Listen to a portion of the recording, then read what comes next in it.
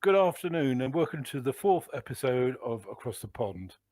Today is a brief one and we're just going to take a quick look at elections. We've recently had one in Britain, was a good place to start. And the best way to describe it is nothing changed much vote-wise, left to right, but the right vote split, which gave Labour a massive majority. It's the most distorted outcome in history. And when you consider first past the post is designed to distort outcomes to give a definitive result, this is really warped. So we've got 5 new reform members of parliament who've been elected probably mainly from coastal seats around East Anglia. And we've got 5 Islamic MPs who be voted for Gaza in some of these enclaves in various towns. Similar sort of thing opposite. You've got Labour with a massive majority. You've got Conservative with their lowest total ever. Conservatives are the Liberal Democrats. They're the middle-ish party. They're back up again by grifting and getting people to vote tactically. I don't see much difference between them and the other parties. Then you've got the Scottish nationalists got wiped out. Irish nationalists got hammered, the Sinn Féin. The Welsh nationalists actually, who aren't really any sort of nationalists anyway, Plaid Cymru, they did quite well. Tories did bad in Wales. Tories did bad everywhere. And Labour retook Scotland. And I can't think much more to add to that, as me said, other than Farage is now trying to prepare the party to usurp the Conservatives, and he's going to spend the next 5 years attacking the Labour government from a sort of populist stroke nationalist angle, which should be entertaining because none of the other parties are doing that. And like Trump, if there's only one alternative voice, the media can't help but listen.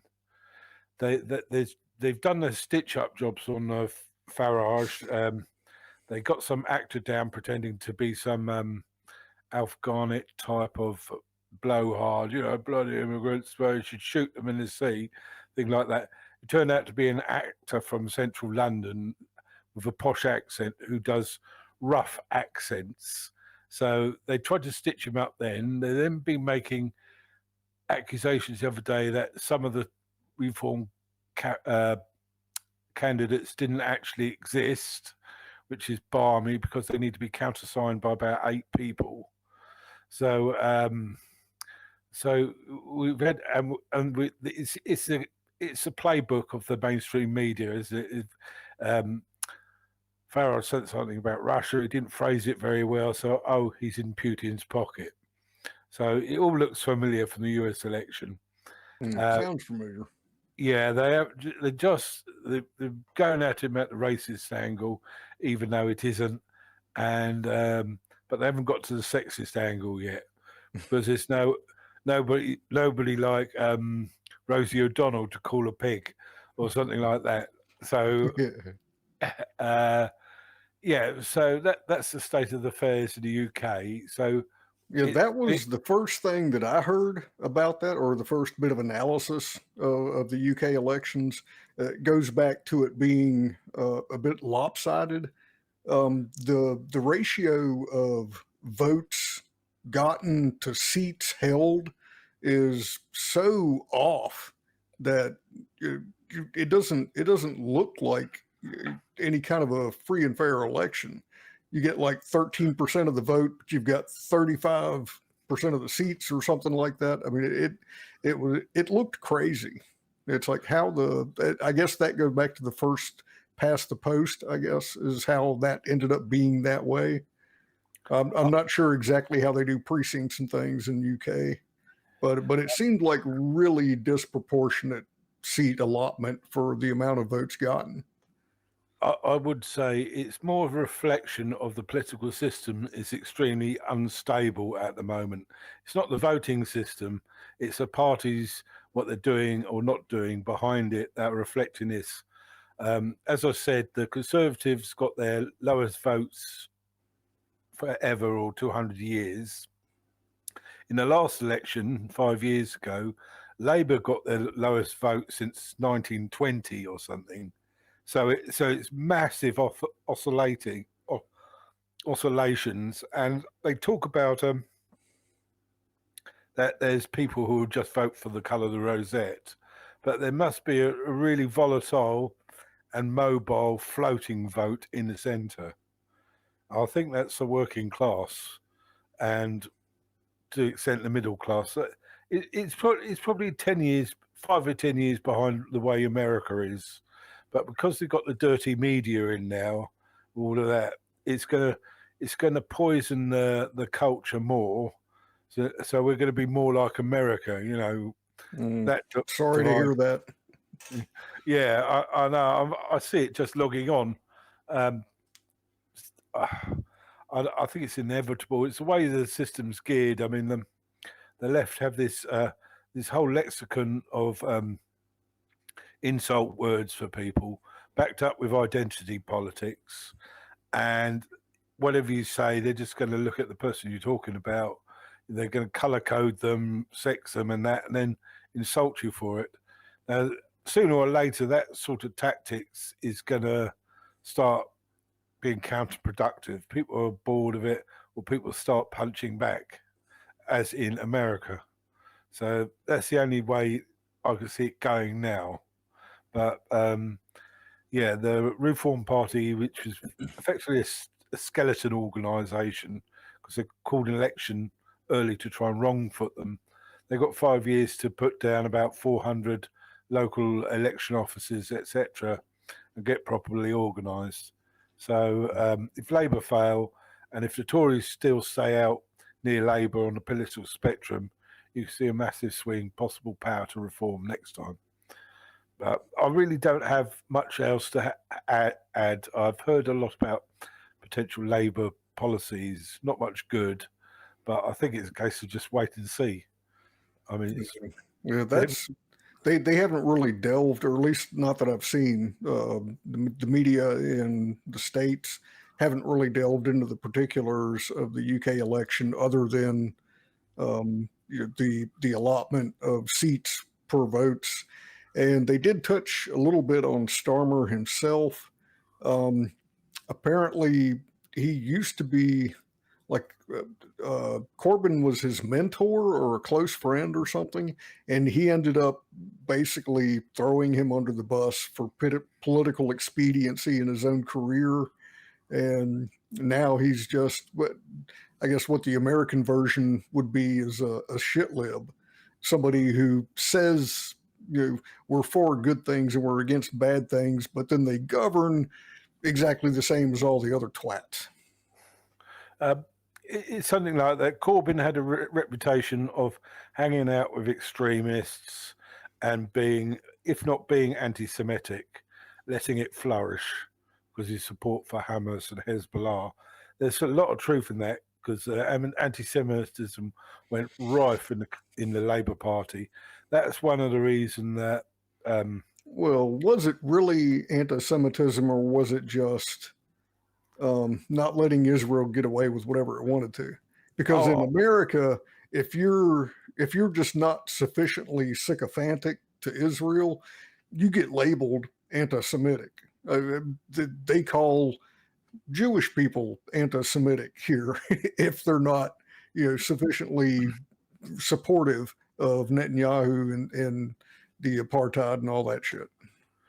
Yeah, there are ways to tell the difference. So, I mean, if you wanted a two-state solution, you'd be out campaigning two-state solution, not free Palestine. Because then if you'd win over a lot of people with that. They're not interested in it, in a two-state solution. So none of them are. That's been a smoke and mirrors thing that they've used forever. I mean, for 75 years? That's just a delaying tactic while Israel gobbles up more and more and more of like the West Bank, which they've just done another major land grab in.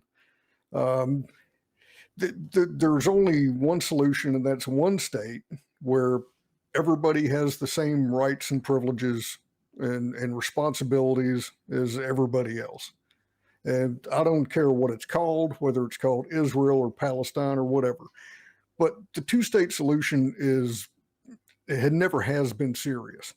It's entirely, completely unserious. It's just a delaying tactic while they ethnically cleanse the Palestinians. So it's going to have to be a one-state solution. Anybody who starts yammering about a two-state solution is just trying to carry water for the Zionists, basically.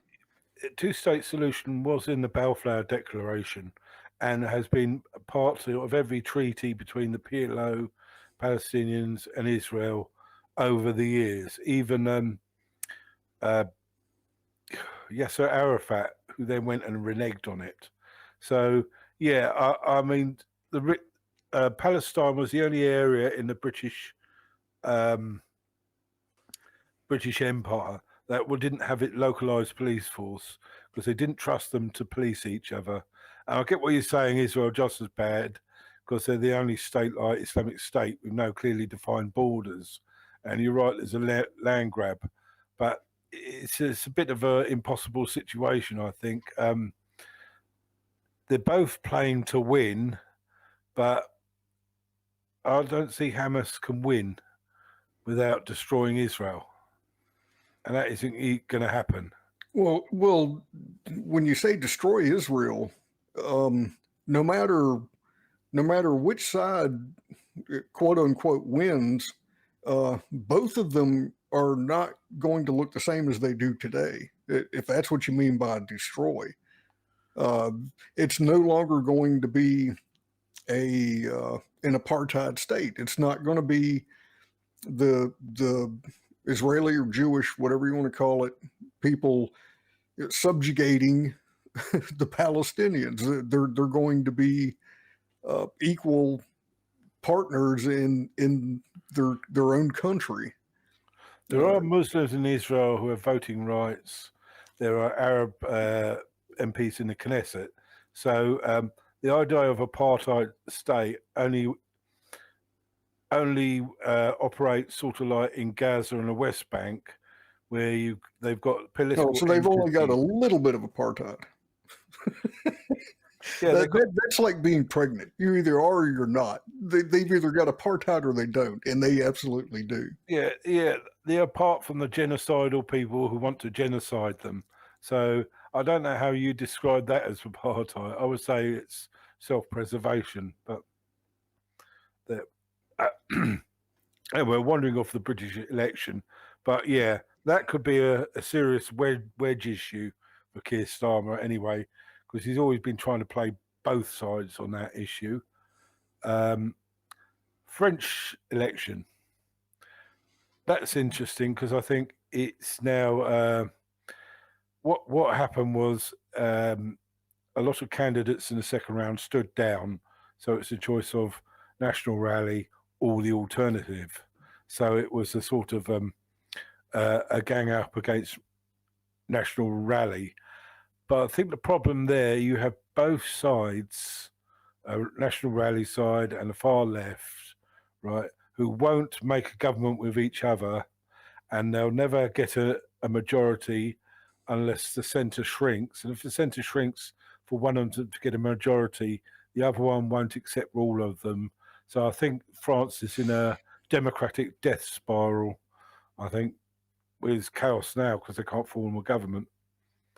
Yeah, I haven't heard much at all about that other than just the general outline that the left parties or contingents came together to form an association, affiliation, not sure what, I forget the word for that, but they came together and formed a bloc and succeeded in nudging out the more right-wing party or group. Yeah, that's one way of expressing it. Yeah, the National Rally, which is, even though it's not the party of Le Pen's father, it has enough in its constitution to get up the nose of the European Union establishment. So, yeah, same plain book there as well. Apparently, there's about 44 elections this year. We're just getting going. I think we've got one in. No, didn't somebody try to resign and Macron rejected their resignation? I can't remember what their title was, but that shows. What's that? I think it was the prime minister was a centrist, I think, from Macron's party. I can't remember what his French name. I think he resigned after that they got hammered after the election, after Macron called the election, and Macron wanted him back in there to try and, form an alliance with, now it seems, against just have some continuity. Yeah. As long it's like a lot of centrist party, they like alliances as long as they're the ones in the alliance against the other one. Some call it the tail wagging the dog. So it's the same sort of thing there. Yeah. Politically craven, you could call it as well. But that's that's my take on France. I really don't have a bigger take. Other than they're in the same shit we are, but they're probably further down the U-bend, around the U-bend. It's not a good way to put it, is it? And we've got the US elections to look forward to in November. Oh, the warm winter, won't it? Now Biden's found out. They're going to have to fight. Yeah, they're desperately, frantically trying to put that cat back in the bag. They're trying to pretend like it was only an issue at the debate, and since then they're ignoring all of the other things that we've seen and heard that he's done, like going back years.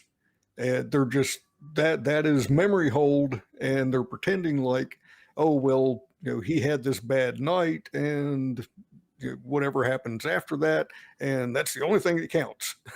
Don't talk about anything else. So if they're successful, and I hate to say it, but a lot of Americans only get their information from like the corporate news and things like that. So it's kind of possible that they could manage to drag Biden through the election all the way to November. It's probably not going to turn out well for them, but it seems like that's what they're going to try to do, at least at this point. And they might, because Americans are freaking idiots. I don't know. I think two people know about it. I think they'll try and ambush him in end of August with the Democrat convention. We'll see. There's even that is complicated because I think it's the Ohio state regulations for putting somebody on the ballot, on the printed ballot. He has to be, or whoever has to be declared the official candidate by August 7th. And their convention isn't until like the 19th or even later. So they're going to have to do a Zoom meeting. I believe that's how it was even described. It was a Zoom meeting where they, quote unquote, officially declare him the candidate. And that way he can go ahead and get on the ballot in Ohio and all these other states that have their own deadlines, which makes the convention in Chicago more or less superfluous. I mean, it's just going to be, it's like eloping to Las Vegas to get married, and you come home a month later and have a big ceremony with all your friends and family and stuff. But you're already married, though. I mean, it's just for show. And that's kind of what the convention looks like it might be this time. So now they may be able to pull some kind of procedural sleight of hand and try to pull the rug out from under him at the convention, or even do it with his permission. Just depending on how things go. But as far as an open convention and stuff like that, I think he's already going to be officially declared the candidate before the convention in Chicago even happens. So that's a whole nother wrinkle in that one. Well, pulling shit is a Democrat speciality. So Oh yeah. I'm not. We've got Republican convention next week. I think is it the 19th or 17th? I think 2 days before is when Trump gets sentenced for that crime he committed. What was the latest one? I'm trying to remember. Stormy Daniels, is it? No. I thought that one was over. This might be. It's either the January 6th stuff or I think the tax thing is over now too, isn't it? Or maybe they haven't done the sentencing. Yeah. I can't keep track of all that bullshit. Yeah, yeah. I think it's the victimless crime, isn't it? Yeah, the tax things. And that was completely and utterly ridiculous. I mean, there were other real estate moguls from New York came out and said, well, if this is the way New York's going to be conducting business from now on, maybe I'll move my business somewhere else, because they could come after me next. This is something that just everybody does. You inflate the value or downplay it, depending on what kind of a deal you're trying to make. And it's just that's the way business is done, especially in real estate, especially in New York. And so to carve out a one-off where, we're just going to do this to this one guy this one time, the rest of you don't have anything to worry about, didn't seem to go over very well. I don't think they believed them. No, I mean, if I owned real estate in New York and I was a bit of a mogul, I'd be very worried about a rival or someone I didn't like getting a political position in government with access to the Department of Justice. And I would be very worried indeed. And with Exactly. with the amount of relators, are they real estate agents or moguls? That situation is bound to occur, isn't it? Because they've got the legal precedents now where you can go after people you don't like. It's sad. The only other thing I've heard about America, have you heard of Agenda 2025?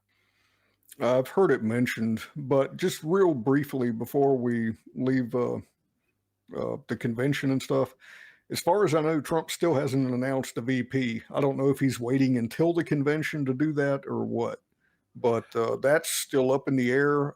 I haven't even heard any likely picks or anything. It's still a big mystery as far as I can tell. Yeah, I saw last time I looked, DJ Vance was favourite. I think that is his name, Jay Vance. I've seen him once. I don't think so. I'll stick with my choice, but I think it might be Vivek Ramaswamy, someone who gets Trump's ideas. So it's sort of a security policy in case Trump suicides himself or is suicided by Hillary. Yeah, gets Epsteined.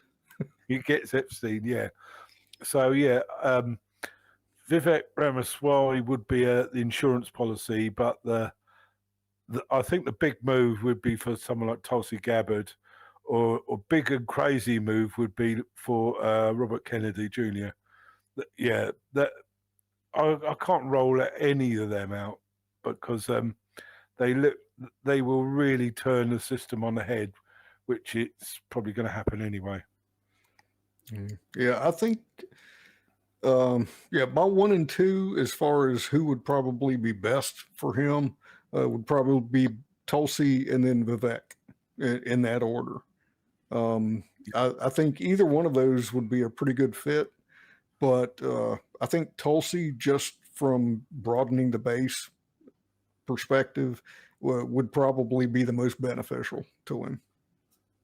As an independent, after the end of Trump's presidency, she could stand probably on either ticket and probably take back. I doubt she's going back to the Democrats. They screwed her over too hard, and they made it too clear that she did not have a future, especially an executive office future in that party. I'd seriously doubt she would go back. Well, unless they made her an offer she couldn't refuse, I guess. I was reading about the other day. They even said that CNN, that follows all their presidential debate clips, took us down from the page, left everyone else's up there, and talking time was very limited. So that's the sort of game CNN paid. You've heard of the Pied Piper strategy? Pied Pipers? Oh yeah, yeah. That was Hillary Trump Clinton employed that in 2016 or 2015 to elevate. It was Trump and somebody else. I think it might have been what's that guy from Texas? But yeah, Trump was one of the people they were trying to elevate because they thought they would be easier to beat in a general election, and yeah, turn around and bit her on the ass. Yeah, that would probably be Ted Cruz from Texas, wouldn't it? Yeah, that's the one. Yeah. Yeah.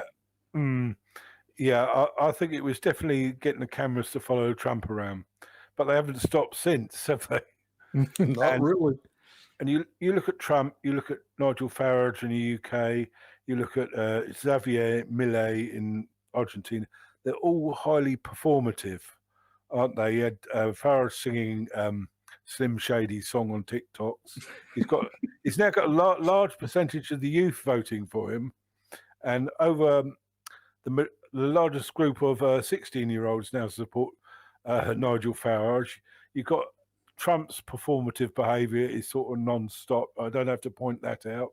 Well, he was, and you had Xavier Millet running around with a chainsaw. Or have you seen that ripping down departments going halfway?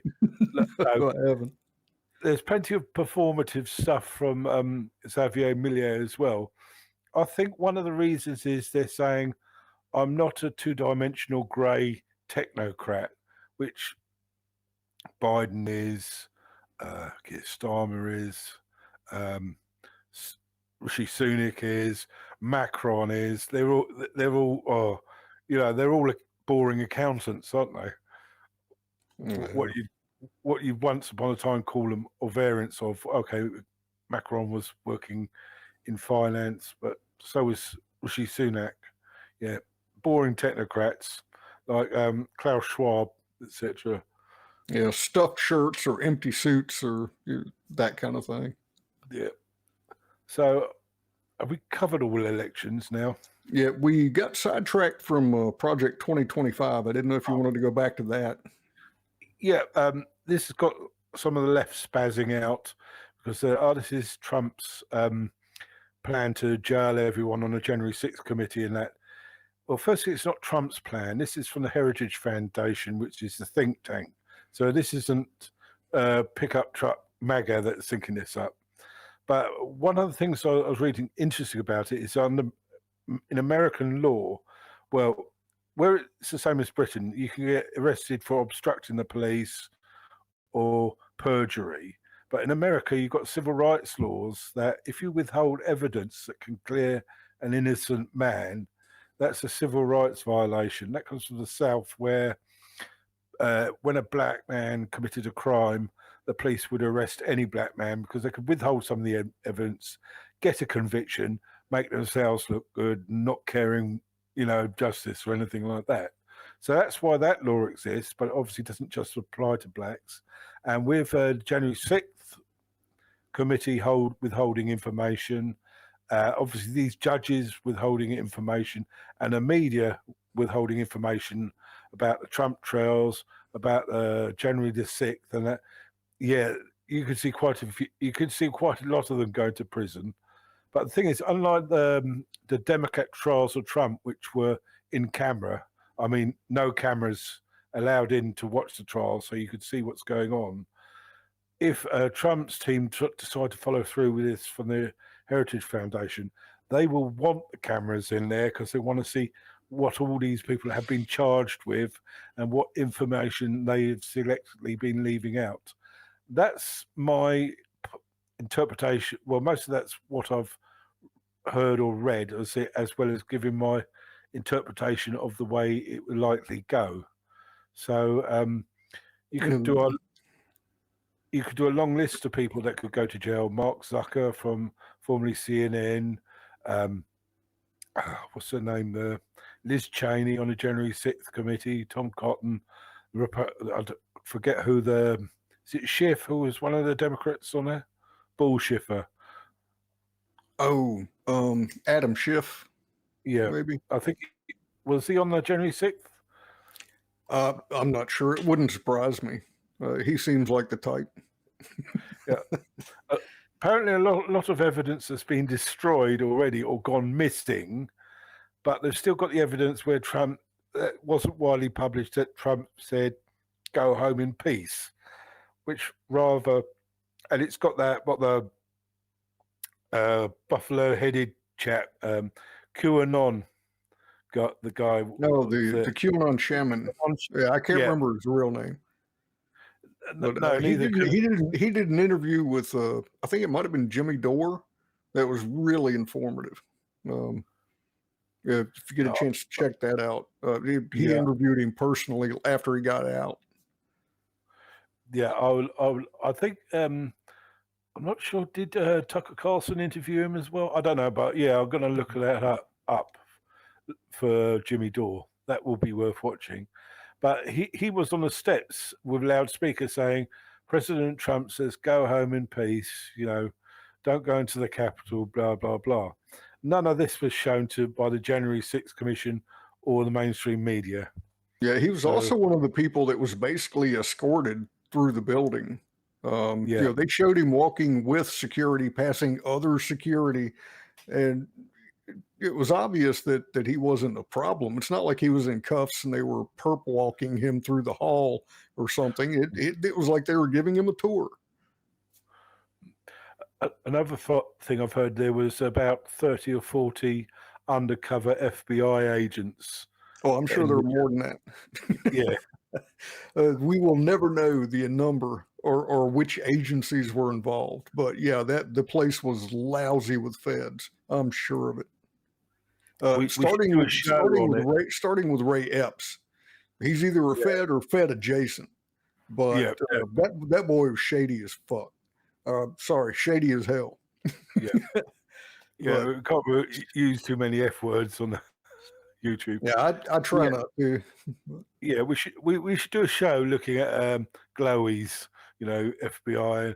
Now, what's that far right organisation that's supposed to be just a Fed op? Is it Patriotic Front or something? There's Patriot Front, Proud Boys. I can't think of all of them, but Patriot Front, I think, is the one that was supposed to have sprung up after the Charlottesville march, demonstration, whatever you want to call it. A lot of people have thought that was kind of shady. Yeah, I read someone on Twitter the other day saying, "Well, hang on, these are a load of right-wing guys who are color coordinating their clothes. There's no beer guts or anything. You're telling me they're not feds?" But there was another clip on the other day of them getting their shit pushed in by the Proud Boys because they don't like them much because they are billed as neo-Nazi. And there's another article, this was on Zero Hedge, I might look it up, about that Robert Mueller, when he was director of the FBI, was setting up all these honeypots to catch far-right people. In effect, they were nothing more than entrapment schemes, but the marches they held and everything else led to even more people joining up with the far right, which was sort of like counterproductive and probably not what they were supposed to be doing in the first place. I'm having a quick look. It's got had some operational name at the turn of the century, so 25 years ago. I'm having a look. I don't know if you've heard of that. Have you? I mean, I'm aware that they do things like that, and it's not just the right. They do that for everybody always. I mean, a lot of these so-called terrorist plots that they say they caught and busted them up before they could have a chance to actually do anything. Well, if you dig into it, it turns out a lot of these people are just like disaffected, maybe not even particularly mentally stable.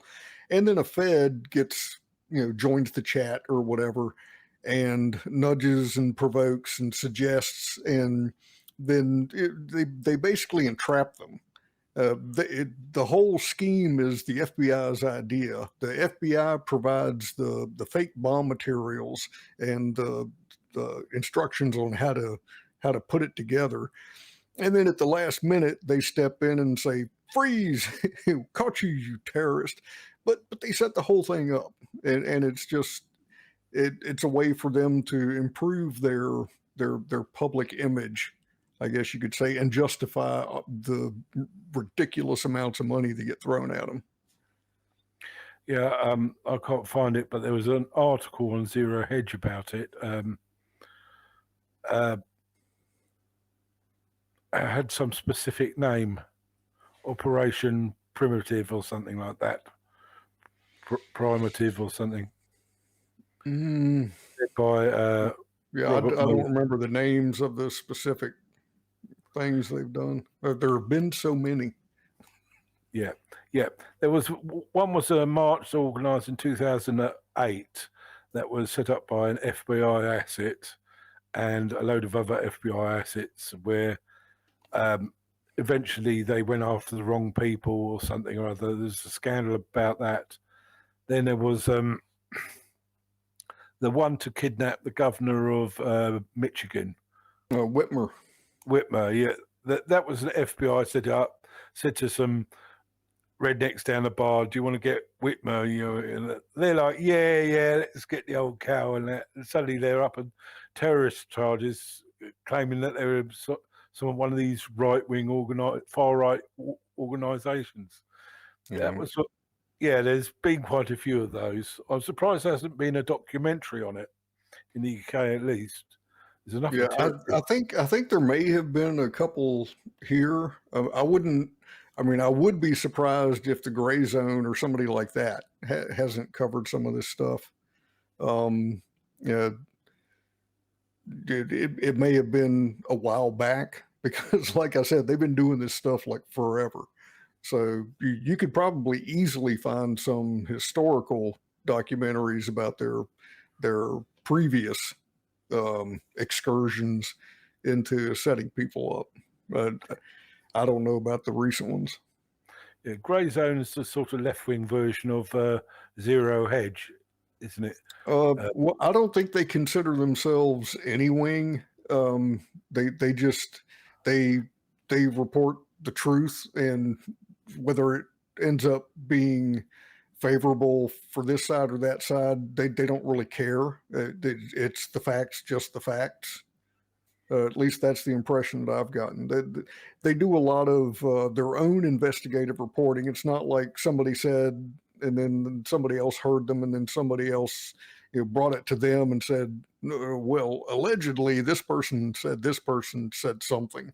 They go on the ground and do their own investigating and stuff like that. And they're as far as I can tell, they're really reliable as far as the facts and the underlying documentation and proof and things. Yeah, Zero Hedge, they do the flip side of that. They allow people to post or write articles under pseudonyms or anonymously, usually Tyler Durden, and so they're effectively whistleblowers. So their anonymity allows them to speak, but stops them getting fired or arrested or something like that. Or dragged in front of Congress like they have done for Aaron Mate and Max Blumenthal and those people at the Gray Zone. There for a while, it seemed like every other week Congress was dragging them in there to have them testify about something. So I guess in certain circumstances, writing stuff under a pseudonym might be the way to go. It'll keep you out of Congress for nothing else. Yeah, or being bugged on the DHS no-fly list. Yeah. shall we call it a day now here? Right. Thanks for Good, dude. watching. Yeah, it's been about that long, hasn't it? Yep. See you next week, maybe, and hopefully we'll have our first guest or second guest by then. Cool. Okay. Looking forward to it. Okay. Bye. See y'all. Bye.